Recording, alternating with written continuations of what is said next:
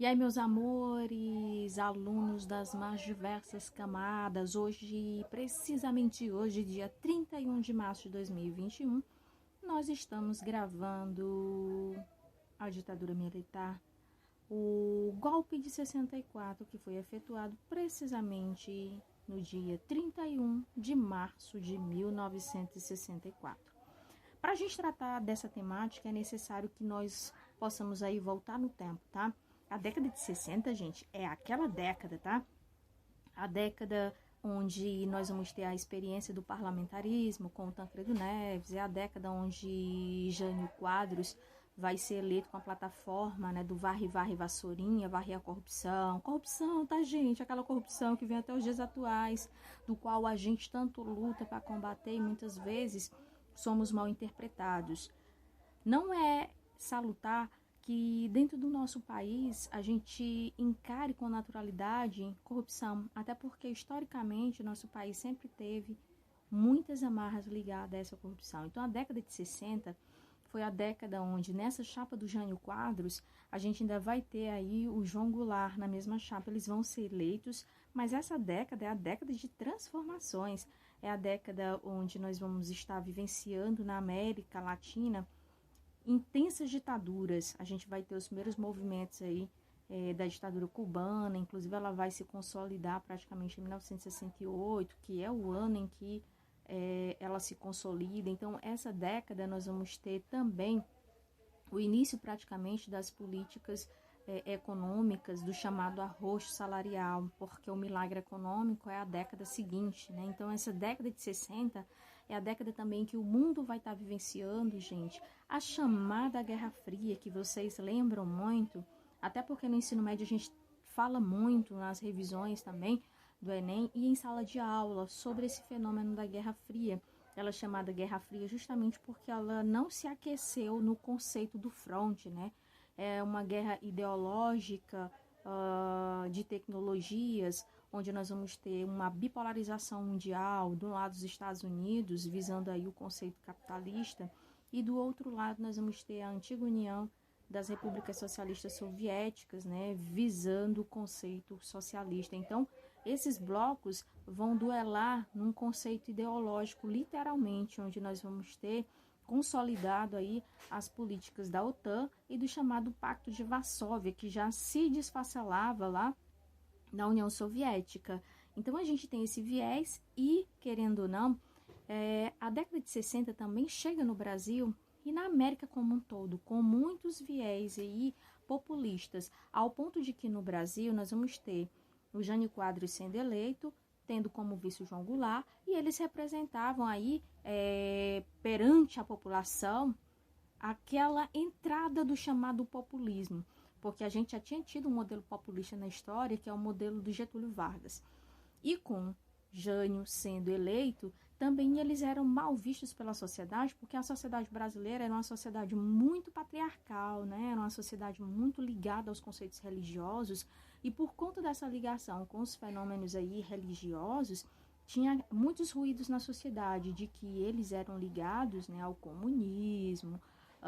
Inclusive, gente, isso era tão divulgado na sociedade de uma forma assim, a colocar medo de que eles iriam compactuar com a destruição dos valores conservadores da sociedade, os valores aí cristãos, e nós estamos falando de um país que já havia aí a separação Estado e Igreja. Só que quando a gente fala de separação Estado e Igreja, a gente está falando de um país que é laico, que tem realmente separação Estado e Igreja, mas nós estamos falando também de um país onde a maior parte da população é cristã. Então, quando se cria um ruído de que determinados políticos são comunistas, são socialistas, que são contra esse modelo conservador de conservar costumes, são contra, por exemplo, princípios que muitas vezes a religião prega, o que vai acontecer num país de maioria cristã? Vai interpretar com maus olhos, né, essa ascensão política. Então, é por conta disso que nós vamos ter aí o Jânio e o próprio João Goulart sendo mal visto. Vale ressaltar que o Jânio Quadros, ele vai assumir o governo brasileiro, né, a presidência, e quando ele vai assumir, ele tem um grande projeto de transformar, né, fazendo aí as chamadas reformas de base, fazer uma transformação no cenário aí, principalmente agrário no país, porque a gente tem um país que vem até os dias atuais, onde o latifúndio ele é muito grande, e a grande parcela da população que luta para legalizar a sua terra não tem como. Isso vem desde aí, gente, o Império, principalmente aí com Dom Pedro II, quando a gente vai ter a lei de terras, onde a grande parcela da população não consegue legalizar suas terras, até porque ninguém tinha dinheiro, né? A maior parte da população vivia em situações de extrema pobreza. Não mudou muito atualmente, né? Até porque no Brasil a gente tem uma grande concentração de renda na mão de poucos. Então, com a lei de terras lá do Império, a gente vai ter a possibilidade dos grandes latifundiários legalizar as suas terras e adquirir cada vez mais terras. E a parcela da população que tinha pequenos lotes de terra não tinham como legalizar porque eles não tinham dinheiro. Isso vem, gente, numa toada até chegar aí na década de 60, onde se afunilam mais, porque esses movimentos já vinham com um bom tempo atuando no território nacional, que eram as chamadas ligas camponesas, que eram os movimentos, principalmente com mulheres, que lutavam por uma legalização do trabalho no campo e a legalização de terras. Lutavam por um pedaço de terra para tornar aquelas terras legalizadas e também terras produtivas. Então, dentro das reformas de base também que o Jânio tentava, ele não iria ter elas simplesmente aí aprovadas porque o Congresso não tinha paciência, não tinha muita semelhança com o modelo ideológico aí do Jânio Quadros. É como se eu dissesse hoje, para o bom entendedor, o Congresso era oposição praticamente ao Jânio. Então, tudo que ele enviava para o Congresso não era aprovado, tinha muita perseguição, muitos opositores, e aí surge no Brasil aquela ideia de Guerra Fria, né? A gente está falando de uma América onde quem é que vai querer praticamente dominar no cenário imperialista? Os Estados Unidos, claro, né? Lembra da doutrina Monroe? América para os americanos. Isso é um conceito, tá? Que vem até os dias atuais, onde os Estados Unidos, no século XX, ele começa um imperialismo muito grande na América e sempre esteve por trás das grandes ditaduras. Quando a gente fala de Guerra Fria, principalmente interpretando o cenário da década de 60, nós estamos falando da América, que vivia também esse conceito de Guerra Fria. E os Estados Unidos, no fenômeno imperialista, tinha esse conceito, América para os americanos, e vivia esse processo de expansão no imperialismo, principalmente idealizado através da indústria cultural, propaganda, marketing, influência de mídia. Então, praticamente a América começou a se render aos modelos culturais americanos e vem até os dias atuais, super-heróis, marcas americanas, onde praticamente a grande parcela da população considera que tudo dos Estados Unidos é melhor do que as marcas nacionais. Isso é um conceito imperialista. Então, durante esse período, é como se houvesse uma proximidade do Jânio e do João Goulart a um modelo aí soviético, até porque a União Soviética ela vinha representando o conceito da esquerda. Né, essa esquerda que vinha com aquele viés comunista, socialista, lá da antiga União Soviética, da Revolução que começa na União Soviética em 1905 e que se desencadeia no estopim em 1917 com a tomada do poder por Lenin. Lembra a historinha de Lenin? Depois Lenin vai falecer em 1922, depois a gente vai ter as tretas envolvendo o Trotsky, e aí o Stalin, Trotsky acaba saindo da União Soviética, vai para o México, e aí tempos depois ele acaba sendo morto no México, e aí tem as teorias da conspiração, né? Quem teria mandado matar Trotsky? Então, no geral, a gente vai ter essa América aí vivenciando essa dualidade entre esses dois espectros. Como os Estados Unidos imperialistas não quer ceder nenhum dos países aí da América para o conceito das chamadas esquerdas, né, que eram muito alinhadas aí ao fenômeno da União Soviética, criou-se aquela ideia de que eles eram esquerdistas, e de fato eles eram, né, esquerdistas dentro desse conceito do comunismo socialista da União Soviética. Vale ressaltar que o Jânio, na década de 60, ele recebe aqui no Brasil o Fidel Castro, tá? E, inclusive, recebe também o Che Guevara. Então, diante dessa perspectiva, ele entrega a comenda do Mérito do Cruzeiro do Sul, que é considerado uma grande comenda assim, de mais alta valia, e isso não soa muito bem para aquela corrente que era muito mais alinhada ali às ideias conservadoras daquele exato momento. Era uma sociedade extremamente católica, onde a igreja tinha muito poder dentro do setor político, porque os políticos não queriam afrontar a igreja. Então, diante de todas essas instabilidades, os militares já começam a receber de uma forma mesmo direta, tá? Pressões americanas, principalmente aí da ala aí da CIA americana, para que o governo brasileiro começasse a se impor, e principalmente os militares, né? Principalmente os militares aí a se impor e a prestar bastante atenção no que estava acontecendo, porque os Estados Unidos não ia deixar o Brasil ficar alinhado à União aí soviética, que era inimigo dos Estados Unidos no conceito da Guerra Fria. Passando todo esse processo, eles não conseguem administrar o Brasil. O João, para complicar mais ainda a história, o vice do Jânio Quadros não se encontrava no Brasil, estava na China. Olha aí, na China, né? A China comunista, que apesar de ter tido naquela época, já viveu um processo aí de início de ruptura com o comunismo soviético, idealizando aí novos conceitos de um comunismo muito mais produtivo, que vem até os dias atuais na China, porque vocês sabem, né? Houve uma ruptura do comunismo soviético versus o comunismo chinês. Não que a União Soviética tenha rompido, foi a China que rompeu com o modelo comunista da União Soviética e idealizou uma nova forma aí, comunista, principalmente na questão mesmo de produção, enriquecimento, aceleração do crescimento interno no país. E dentro desse viés, os americanos não iam permitir, né? Então houve uma pressão muito grande aos militares brasileiros, ao ponto de que os militares acabaram aí, gente, porque os americanos, o próprio Hélio Gaspari, ele vai citar muito isso, né? Essas experiências que antecederam o golpe de 64. E o Jânio, ele renuncia. Quando o Jânio renuncia, como ele era muito ligado, né, às bases populistas, ele achava que a população ia às ruas protestar, só que a população não foi. Protestar para quê? Para pedir para ele voltar. Isso não aconteceu, né? E então o vice é que tinha que assumir o João Goulart, e aí ficam naquela indecisão, né, por conta do Congresso ser maioria posicionista, quem vai assumir, quem não vai assumir. E o João não estava aqui, estava na China, e aí o João chega, fica praticamente ali no Uruguai, entre o Uruguai e a Argentina, e sem poder assumir.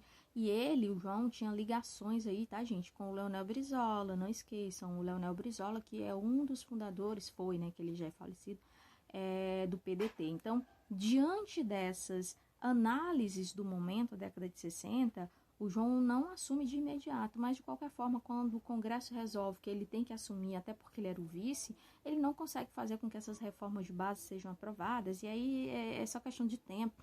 Os militares também pressionados por trás aí pelo governo americano a tomar um posicionamento, até para não deixar esse populismo se alastrar dentro do país, até porque se alastrasse mesmo, é como se os americanos encarassem isso como uma tomada do poder brasileiro pelo comunismo soviético, que era tido como inimigo dos Estados Unidos. A gente está vivendo um período de Guerra Fria, capitalismo versus socialismo. Então, isso tudo vai acontecer dentro do nosso país. E os militares, quando dá no dia 31 de dezembro, né, de 1964, eles simplesmente aí, às 8 horas, né, como dizia e dita o jornal Estado de São Paulo, os militares acabam tomando o poder, e aí também eles não assumem de imediato, tá?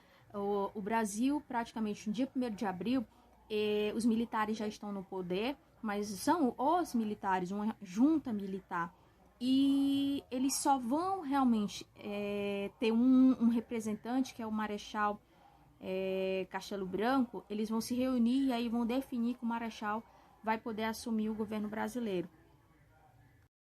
E isso, meus amores, eles se reúnem, todos fazem aquela, né, a lição de casa para não escolher qualquer um dentro da Escola Superior de Guerra.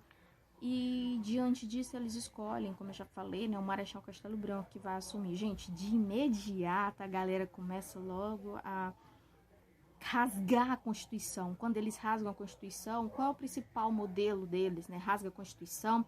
A partir daquele momento, nós vamos aí criar os chamados atos institucionais. E esses atos institucionais, eles vão ser atos para dar legitimidade às ações que nós vamos fazer dentro do governo.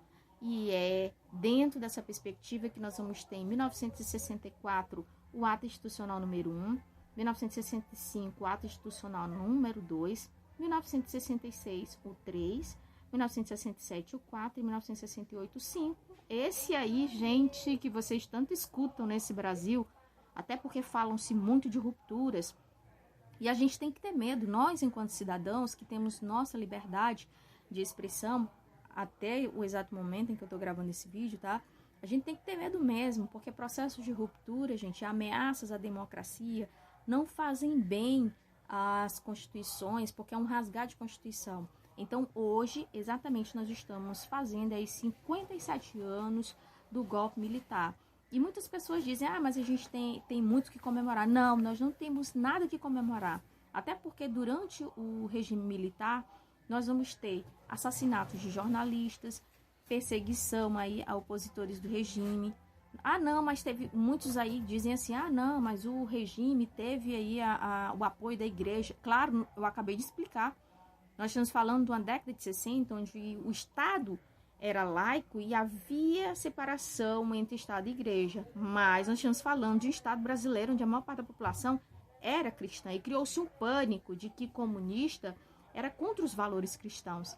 A igreja, no primeiro momento, até esperava que fossem aí esperar que em 66 os militares promovessem uma nova eleição. Então, por isso, muitos aí que faziam parte da sociedade civil organizada apoiaram o golpe, porque eles imaginavam que quando o Castelo Branco chegasse ao poder, em 66 poderia ter uma eleição. Só que não foi isso que ocorreu.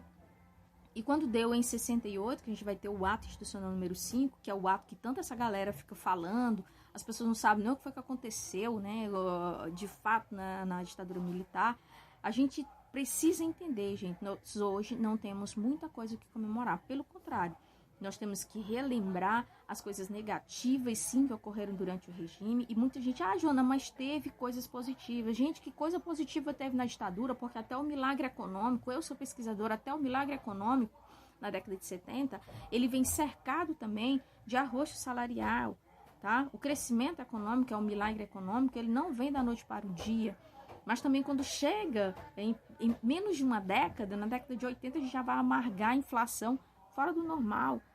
O assassinato do Vladimir Herzog foi uma vergonha mundial. Nós vamos ter assassinatos aí de estudantes que representavam a União Nacional dos Estudantes, a morte também do estudante Edson Luiz na frente dos pais, praticamente, ali no restaurante Calabouços também, que vai ser um grande estopim no Calabouços lá, para que toda a população universitária também comece a protestar.